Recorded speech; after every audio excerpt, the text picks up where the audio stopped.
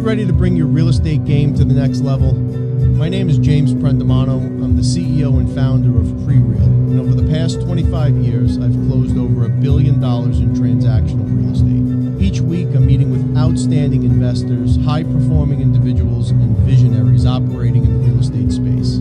These are the people that are actually out there in the real estate game right now getting it done. This podcast aims at bringing anyone's game to the next level. This is the Prereal Podcast. Everyone to the Prereal Podcast. We got a treat for you today, folks. We've got a multifamily syndicator, podcast host, marketing consultant, unbelievable heck of a guy. We had a little background chat that maybe we'll touch on as we get rolling here. But we've got John Casmon. He's the managing partner of Casmon Capital Group. John, thank you so much for taking the time out today. Absolutely. Thank you for having me. I'm really excited to be here and to talk about real estate investing, and all that we got in store. So I'm excited for this.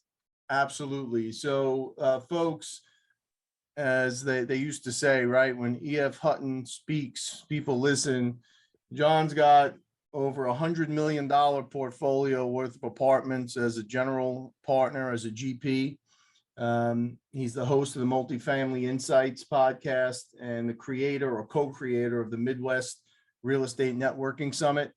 A hell of a resume. So we're gonna get in the weeds here and cover some of the traditional things, John, if we can. But I'd also like to talk a little bit about the moment in time that we happen to be in the market. A lot of interesting happening on the horizon. Before we jump in, I thought it was really interesting when we were hoping you were going to join us on the show and we were doing our homework. You've got a heck of a marketing background, right? Yeah, man. Yeah. Did marketing for 15 years. Marketing was my dream. I was a kid who was undecided, on what I wanted to study and all that stuff. No one in my family went to college. I was the first one to really go to college. And over my senior year, I had a class on communications, I think it was. And I just remember sitting in that class, and there was a question asked to me by my teacher. And he said, why do you think we have TV and radio? Why is it free? And I was like, well, so they can communicate to us. Who is they? I had to think. I'm like, well, the government, of course. Wrong. He said, advertisers. And I was like, huh. Now, again, this is, maybe 20, 25 years ago. So this is a time where you have free TV, free radio, right? So when you think about that programming, well, it's like, well, someone's paying for it, right? It's going out to all these people for free, because the people who are paying for it are the advertisers. And that took me down this rabbit hole of learning about public relations and marketing and communications and crafting a narrative and all of these different things, and why it's important to have a voice and why it's important to have representation of that voice, because otherwise other people get to craft this narrative and you don't get a chance to really understand that. So that got me into the space. So I was in love with it, loved marketing, loved learning about products and services and how to convey the right benefits to the right people at the right time. And I did that for, companies like General Motors, Nike, Coors Light, Mountain Dew, and other big brands like that. But the challenge was, I realized in the corporate world, I couldn't dictate what my career was going to be. It didn't matter how good I was. Someone else always had a say on who got that promotion. I remember in particular, my boss ran into some issues, and they were going to move him out of that role, and they wanted to promote me, but I was actually 2 levels beneath the level of that job because of where they hired me. So they couldn't promote me because I would have had to jump up 2 levels. So instead they brought in someone else, and I was running circles around this person in the marketing space. And it frustrated me so much. And I finally went to my boss and said, you wanted to give me this job. I get it. You couldn't give it to me. But now I'm not even learning or growing. I feel like I'm basically teaching my boss how to do their job. And it made me step back too, because I learned a lot about corporate and how to navigate that. And she actually built a great relationship after that, and realized like she was not trying to hold me back. But I did. Honestly, I felt like she was at that moment, because I'm like, in my head, she had the seat I wanted. And it's Yep. like, she's like, John, I don't want the seat, but we need to work together so I can keep the seat warm so you could take it. But anyway, but yeah, I enjoyed marketing, but I also got to a point where I realized being in corporate, no matter how much you enjoy it, um, it didn't align with my real life goals. And for me, my real life goals are more about being a present father. And that was top of the list. And I had to kind of make some changes in order for me to really fulfill that portion of what I was looking to get out of You life. know, the marketing background, the real estate industry has changed so much that one of the core principles here in my company is you've got to be a marketer today as well as a deal maker. It's not enough anymore to be an outstanding deal maker. You got to be able to market yourself. And when you can market yourself and you believe in yourself and you believe in the product, man, oh man, sky's the limit. Really, truly, sky's the limit. You can't fake it, but when you have that skill set and you learn how to market in today's world, there's not much you can't do. So how do we go from that point to $100 million portfolio as a GP in multifamilies? What was the first step? Talk to me about that. Yeah, I mean, so everything we just talked about was marketing, right? And I believed in the training I had done up to that point, right? I was in the New York Times at one point. I was in Black Enterprise Magazine as one of the top advertising and marketing professionals. So I had a lot of confidence and a track record in the marketing world. Real estate, whole other story, right? So real estate, I started brick by brick, man. I started with a duplex, and that was more of a necessity. So we lived in one unit, we rented out the other unit. Then we bought a 3 unit building. So, this is now we're gonna push this some more. Our first true rental property, right? Now we got a 3 unit. And I surrounded myself with other people. And that's really one of my biggest hacks. Surround yourself with people who are doing whatever it is you want to do. They don't have to be your best friends. I'm not saying replace your friends, but I am saying you need to make sure you have a safe space around these people so that you can feel, you know, nourished in the vision of what you're trying to create. Because if you're the only person in your friend group who's looking to invest in real estate or do something that other folks aren't trying to do, you might start to question yourself. Man, maybe this is riskier than I thought, or maybe maybe this just isn't the right way, or maybe I'm overthinking this, or maybe I'm too optimistic here. So you've got to surround yourself with people who are actually doing this, so that you can get that affirmation of, hey, you know what, no, you're actually doing great, or this is exactly how I did it, or you know what, I talked to my mom, she told me I was going to lose everything and be homeless and move in with her, whatever, right? Figure out who are those people, just to get that gut check and that pat on the back to say you're on the right path.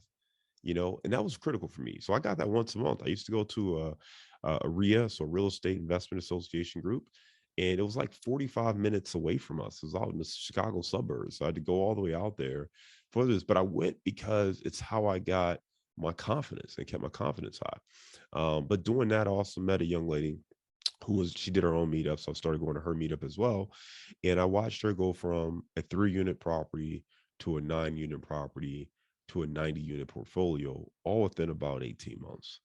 And when she went from the 3 to 9, it showed me this was possible, because this is the first real person I met who was actually growing a portfolio. I've met a couple people who had a property, but I've actually, up to that point, I didn't know anyone who was growing their portfolio, because it's just not something people openly talk about, right? And Yep. at that time, there's social media, obviously, but Facebook was fairly new still. People are using it, but it's not like now where your grandma's on Facebook, right? So you just didn't know. And just knowing this person who was growing a portfolio, it made it real to me, and it made it tangible. It wasn't just these people in the books. It wasn't just these random people on a podcast. It wasn't just these random avatars on some, bigger pockets or some other forum. This was a real life person who I talked to 6 months ago, and she told me, about her 3 unit and the concerns she had and the challenges she was facing. And boom, now she's got 9, and boom, Now she's got 90. And I'm like, wait a minute. From 9 to 15 might make sense. 9 to 20, maybe 9 to 90. And I said, can I buy you breakfast? I just need to understand how you did it. And she's the first person who really helped me understand what it means or what it's like to work with other investors. I obviously had thought about that or knew about that, but I hadn't really considered it for myself. And she made me think about that in a way that I had never even considered before. I'd never thought about raising $1 for real estate before. I thought you went out there, you saved your money, you bought what you could buy with the money in your bank account. And that's what we were doing. And having people like that in your network, it helps you expand what's possible. And that's why I say you have to surround yourself with the right people because it changes what you see. And then I can take that and then I can look back at the experiences I had in corporate America and the wins I had. And sometimes you just gotta give yourself a pep talk. We forget how great we are. We always want to be humble and all of that, and that's cool. But sometimes you need to pull out that resume and remind yourself who you are, what you can do, and what you can accomplish so you can shoot for the moon and not just play small. You playing small helps nobody, right? So you have to understand that. And for me, having that reassurance from someone telling me how to do it, telling me how other people in their network have done it, that opened the door. And what literally happened next is about 30 days after that meeting, I met the person who became my mentor. And my mentor ended up growing a crazy portfolio. He's got like a $2 billion portfolio right now. Probably like 2.5 billion at this point. But he grew that. And then this is now another person in my network. Well, I'm watching this person grow from a $7 million portfolio from 7 to 20, 20 to 30, 30 to 60. And it's like, wait a minute, what are you doing? Huh? So what is this syndication? How does this stuff work? So now these are the people I'm surrounding myself with. So when these are your friends and these are the people you're working with, you expand. So for me on a tactical level, what happened is I learned about apartment syndication, working with other investors. And a lot of apartment syndication is finding a good deal, being able to operate it, but also being able to raise and attract capital for these deals. And that's really where some of the marketing background was able to come into play to help me be effective and successful there. Multifamily investing, as a GP, which is where you're operating, is a complicated and a competitive space, right? So, and it's not for everybody. You see quite often people on social media talking about how they've traded in their 9 to 5 and now they're, doing whatever it is that they're doing. And it doesn't quite go that way. You being aligned with the right GP is everything if you're going to be a passive investor. So I was wondering if you could spend a few minutes, John, talking about some of the nuts and bolts of how you're identifying deals. What are the metrics you're looking for? Is it straight cap rate return? Are you looking for upside? What hits the sweet spot for John? Yeah, our philosophy has not changed and probably will not change very much, but we look for value add deals, right? When I say value add, what I mean is we're looking for properties that are already making money where we can come in with our business plan. That might include renovating some units or lowering expenses or adding some amenities. But with our business plan, we can generate more profits. And based on those things, we can deliver a solid return for our investors, usually looking to double investors' return over the course of 5 to 7 years. So we are typically taking a longer view, 5 to 7 year hold. If we can exit earlier, we certainly will consider that. But we tell everybody all the time, plan on being in a little bit longer. These are illiquid assets, which means you can't come in, invest, and then 4 months later decide you want to buy something completely different. You need your money back. It just doesn't work that way. So for us, we like stability. We like predictability. And this is where really my background in corporate America comes in handy, right? We do a lot of sales charts, a lot of financial projections, a lot of, hey, here's what we're on the trajectory to hit this month or for this quarter. How do we adjust it, or what sales can we implement, or whatever the case may be? And that's really what a lot of this is. We're taking a look at it. We're looking at what the current financials are. Okay, if we change X, Y, Z, or we did this, and this, here's where we think we can get the revenues, or here's where we can get the net operating income. And based on that, the property would be worth this. And we want to build in kind of our conservative approach. So what if we're wrong? What if we're wrong up? What if we're wrong down? How do we make sure we put some cushion in there so we can protect ourselves and protect our investors? We like B class properties. And by B class, what I really mean are good properties that are in demand. These aren't necessarily luxury, class A, beautiful, high end apartments, but they're also not, really rough, beat up, tough neighborhood apartments either. We like affordable places where people want to live, where they can't live, decent to good schools, nice amenities, good attractive location, accessible to other places, places where people want to rent or can rent are happy to rent. You don't want to be in a place where people, the only people who are going to rent there are people who have no other options, right? Because what does that mean for us as investors? Well, these are the people we can rent to. So everything now has to be based on cost and being cheap, as opposed to creating a comforting home where someone can be proud about where they live. On the flip side, we're not developers. We're not doing, class A luxury, super nice everything. We just don't know if those people always want to rent. Some of them choose to rent right now, but the market changes. There's a lot of competition from other developers. But that B class space is nice because you have the widest range of potential renters. And if you think about it from single family, think about if you are a flipper, you want to flip kind of the house that is the bread and butter of a city or a neighborhood. When I flipped, I was a terrible flipper, by the way. But when we flipped, we were set in the market with our flips. That was a terrible strategy because we were the first ones to find out the market had softened up, right? But if you've got that bread and butter product, you have the widest range of potential buyers. So you know how to navigate it, you know what to do, you know what levers to pull, you know what range to stay in. And that's the way we think about it for B class apartments, right? Let's take out some of the mystery. Let's not assume that we are, the greatest developers and, rehabbers in the world. Let's give ourselves some cushion. Let's mitigate some of those risks and have a product that the masses are able to take on. And if we could do that, then we give ourselves a lot of chances to be correct. Yeah, no doubt. Meat and potato investing. I love it. It's always proven for me, being through 3 full economic cycles now, to be steady Freddy, baby. And in real estate, that's the name of the game. So geographically, are you investing in, across the country? What is the focus for you?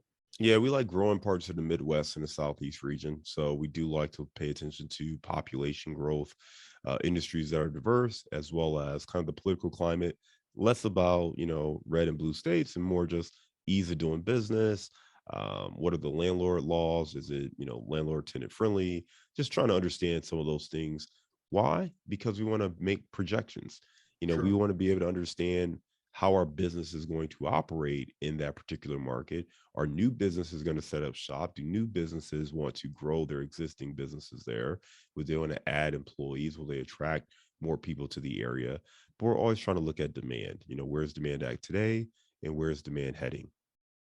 So to that end, 10, 15 years ago, political threats in your analysis were almost never accounted for. Those legislative threats now they come up just about with everybody I speak with. That's a really important piece of weighing the potential and determining growth in the markets.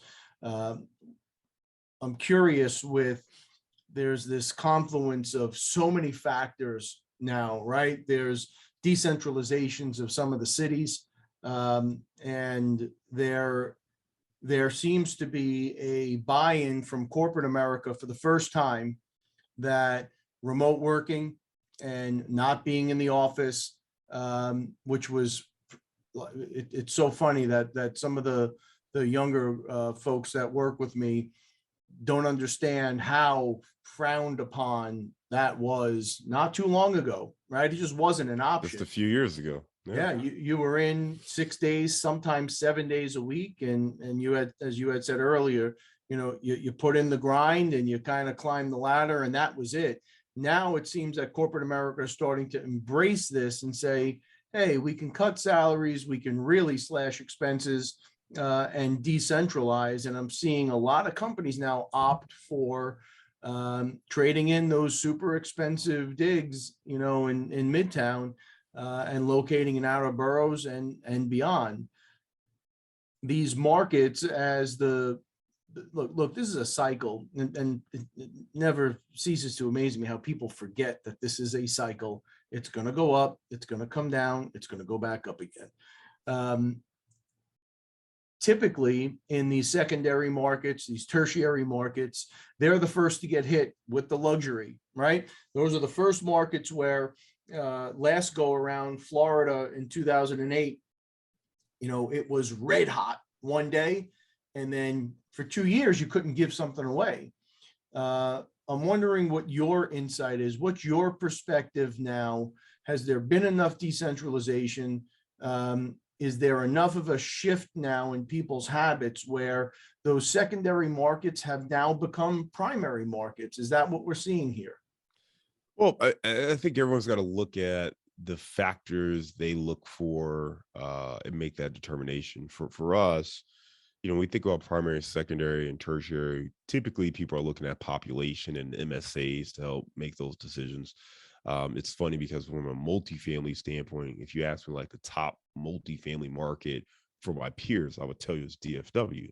If you look at population, DFW should technically be a secondary market. So it just kind of depends on how you want to look at it. Here's what I would say, though, to answer your question. Everything is cyclical, and you have to understand the different levers that impact. For us, we're always looking at rent and rent growth. So rent is going to be a reflection of demand. It's going to be a reflection of occupancy. It's going to be a reflection of something that they call absorption rate, which is essentially when they're building new apartment buildings. Well, how quickly do they get rented? Are they building enough apartment buildings? Are they overbuilding the apartment buildings? Are they underbuilding apartment buildings? So that absorption rate lets us understand, where they're at in that development cycle. So when you get into some of these secondary and tertiary markets where they're not building very much, you're not as exposed because the demand is so high. So the key for us is paying attention to the underlying metrics, not necessarily just the results, right? If you only look at rent and rent growth, you can make some big mistakes. I'll take a look at a market like Phoenix, Arizona. And Phoenix is one where I've talked to some folks who are active in Phoenix. It's one that I don't know as well, but I'll tell you, when I looked at the historicals, it's a market, and a lot of West Coast markets do this. They're very cyclical. When the market's up, they are hot, they're exploding, double-digit growth, on fire. But when the market goes down, they plunge and they take a hit and they take a while to recover. And that's one thing just to look at. And again, I'm not picking on Phoenix. I don't know the markets. And what I have talked to people about is what's driving Phoenix right now is more fundamental growth because you have jobs and employers moving there. So I do think it'll be more sustained. But those are the things you want to look at. I want to look beneath the numbers. Don't just look at population growth and rent growth and say, oh, okay, cool. This market grew 12%. Let's go there. Why is it growing 12%? Is that continuing to happen? I might look, if it's, let's say it's job growth, right? Let's say there's a couple big employers, Amazon's moving shop. All right, go read Amazon's report, their quarterly reports. What's going on in the business? Are they planning on opening up more locations there, more warehouses, more facilities, or are they cutting back? Did they have a surplus? Did they beat their estimates, their expectations? Or did they come up a little short and they're a little surprised that things softened up? I want to understand, again, am I expecting these things to continue, or am I going to expect change? And I'm also not trying to do this quarterly, because when we're investing, we're going to be in for what, 5 to 7 years. Mm-hmm. So I need to pick something that's fairly stable. I don't want something that's hot, today or these last 2 quarters, but stunk it up last year, right? I want something that is on a nice, steady growth metric.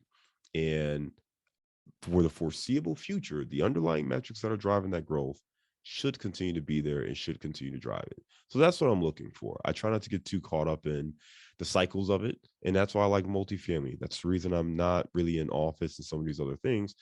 It's not that I don't like them. It's just that there are a lot of other factors that come into play, and maybe understanding whether or not the time is right is there. With multifamily, it's really straightforward.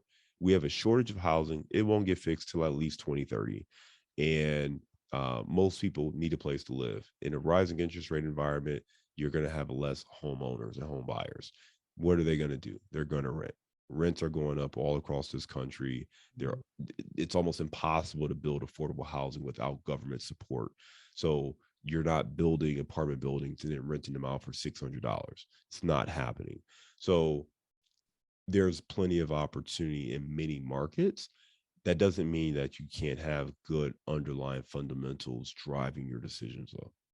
I love it. So before I let you go, can you speak a little bit about the capital markets? What's the strategy been, and has it evolved with securing debt in these transactions? What does that look like for you now? Yeah, I tell everybody, the loan should match the business plan. So what are you trying to do for the property? Get a loan that matches the business plan. If it's a value add deal, when do you plan on exiting? Make sure that the loan you have gives you flexibility to exit at that time, but also doesn't force you to exit prematurely. So there's an interesting balance there that someone has to figure out to select a loan. I hear arguments all the time about fixed versus, variable financing, bridge loans versus agency loans, or versus, other bank loans and stuff like that right now. I think it comes down to the business plan. What state is the property in? Is it a light value add? Is it a heavy value add? What are you actually doing? What market are you in? There are a lot of different variables there that you have to come into play. For me, I would say that we are always looking at mitigating risk as much as we can, while also getting the right loan for the right business plan on that property. I love it. John, what's the best way for folks to find you? The best thing really is I'm on LinkedIn, so you can connect with me on LinkedIn. The other thing is we have a sample deal package on our website. So if you're curious about apartment investing, whether you want to be in the active side or you just want to be passive and put your money to work, it's a good way to wrap your head around some of the terms, the way the deal structure is, just some of the things you should be looking for. And you can check that out at casmoncapital.com/sample deal. I love it. I think when selecting GPs, folks, and we look at those cut sheets and those decks, right? I always remind people that those decks are made to look a certain way for a reason, right? Like, I've never seen a deck ever that didn't work, and there's a reason for that. Yet at the end of the day, a lot of them don't work. This is invaluable insight. I love what you got going on, John. Best of luck. And Can I throw one thing in before we wrap? Because I think that's a really good point. One question that I think every passive investor should ask, and quite frankly, any investor who's looking to partner with someone else or even hire contractors or other potential partners, ask someone about a deal that did not work out. Okay. And you can even say did not work as planned, but the reason you want to do that is, to your point, we all have nice, slick marketing packages. I'm a marketing guy, I get it. But to really understand someone and their character and how they operate and what they've learned, you have to ask about some of the challenges. And I don't care quite as much about the fact that there's a deal that didn't work out. What I'm listening for is how this person talks about it. Do they take ownership? Did they learn from it? Did they grow from it? Are they in this deal right now? Or was this 10 years ago? I'm trying to understand and learn a little bit about who this person is based on that experience. And what I'm really looking for is someone who is accountable. I'm looking for a leader. I'm looking for someone who is going to help lead through whatever situations we may come up with. That's me as a GP. If I'm partnering with another operator, I want to hear that somebody who's going to roll up their sleeves, get in the trenches, be accountable. Hey guys, we didn't account for this. This thing happened. I'm trying to fix it right now. Here's what we're going to do. I want that person, right? I don't want the guy who's going to point the finger and say, well, John, you were supposed to do this. Huh? Right? Even if I was, I'd rather have the person who says, hey, you know what? This got missed. Let's try to figure out a solution so we can fix it. Those are the people you want to partner with, right? So I would ask that, because you are going to be in partnership with these people for, again, 5 to 7 years on our deals. So you want to make sure you're partnering with the right people who at least will do everything they can to solve the situation. And I think for vendor selection, partners, anybody in your business, I just think that's a great way to start to get a sense of the character of the people. And all I'm looking for is this person accountable for their role and what they could have done? Or do they just blame that contractor who did XYZ? Well, who hired that contractor? Right? I mean, at some point, you still got to take on that ultimate responsibility. And whether it's, extreme ownership and that kind of mentality.